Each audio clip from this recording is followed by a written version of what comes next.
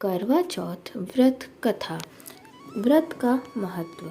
करवा चौथ सुहागिन स्त्रियों का एक बहुत ही महत्वपूर्ण व्रत है। इसका प्रचलन भारत से भी पूर्व का माना जाता है। इस व्रत को सुहागिन नारियां अपने सुहाग की दीर्घ आयु के लिए रखती हैं। पांडवों की पत्नी द्रौपदी ने भी इसे रखा था। करवा चौथ व्रत कथा का पहला अध्याय। साहूकार की कन्या की कथा। काफी समय पहले की बात है। किसी शहर में एक साहूकार रहा करता था। उसके 7 बेटे थे व एक पुत्री थी। सातों भाई व बहन एक साथ बैठकर भोजन किया करते थे। एक दिन कार्तिक की चौथ आई तो भाई बोला कि बहन आओ भोजन करें। बहन बोली कि आज करवा चौथ का व्रत है, चांद उगने पर ही खाऊंगी। तब भाइयों ने सोचा कि चांद उगने तक बहन भूखी रहेगी, तो एक भाई ने दिया जलाया, दूसरे ने चलनी लेकर उसे ढक दिया और नकली चांद दिखाकर बहन से कहने लगे कि चल तेरा चांद आ गया है, अर्घ्य दे ले।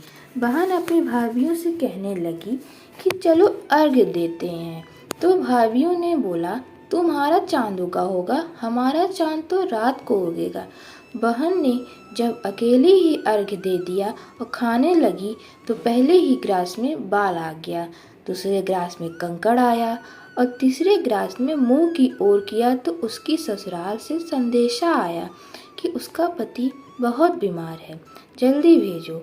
माँ ने जब लड़की को विदा किया तो कहा कि रास्ते में जो भी मिले उसके पाँव लगना और जो कोई सुहाग का आशीर्वाद दे तो उसको पल्ले में काट लगाकर उसे कुछ रुपए देना। बहन जब भाइयों से विदा हुई तो रास्ते में जो भी मिला उसने यही आशीष दिया कि तुम 7 भाइयों की बहन, तुम्हारे भाई सुखी रहें और तुम उनका सुख देखो।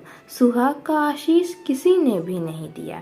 जब वह ससुराल पहुंची तो दरवाजे पर उसकी छोटी ननद खड़ी थी।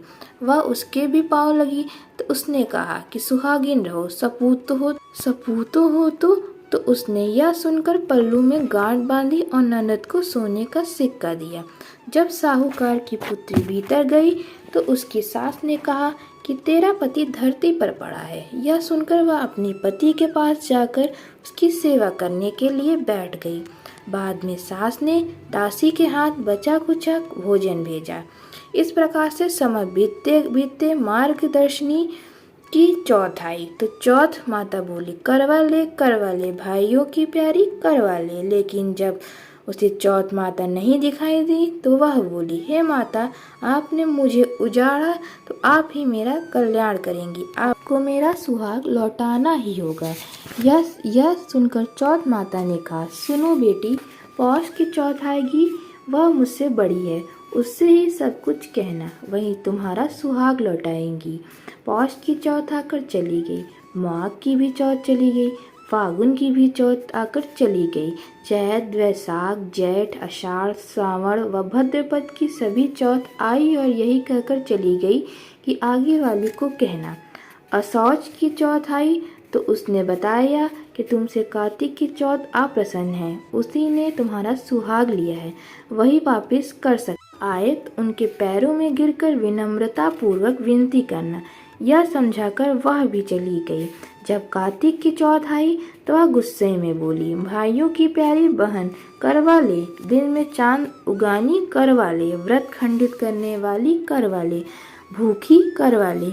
यह सुनकर वह चौथ माता को देखकर उनके पांव पकड़कर गिड़गिड़ाते हुए कहने लगी चौथ माता, मेरा सुहाग आपके हाथों में है, आप ही मुझे सुहागिन करें। इस पर चौथ माता ने कहा पापिन, मेरे पैरों को पकड़कर क्यों बैठ गई। यह सुनकर साहूकार की पुत्री ने कहा मुझसे जो भी भूल हुई हो उसे क्षमा कर दो माँ, आज के बाद कोई भी भूल नहीं करूँगी, मेरा सुहाग मुझे लौटा दो।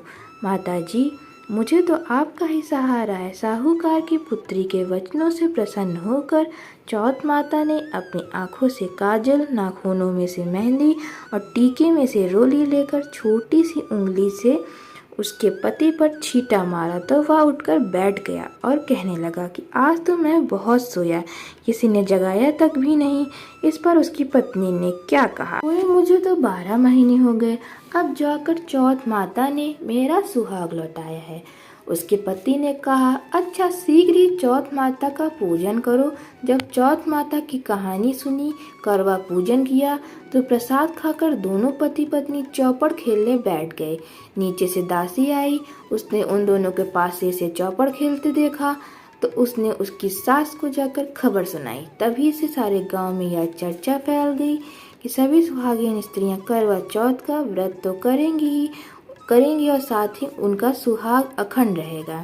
जिस प्रकार चौथ माता ने साहूकार की पुत्री को उसका सुहाग लौटाया, उसी प्रकार चौथ माता सभी को अखंड सुहागिन रखे। यही करवा चौथ के उपवास की सनातन महिमा है।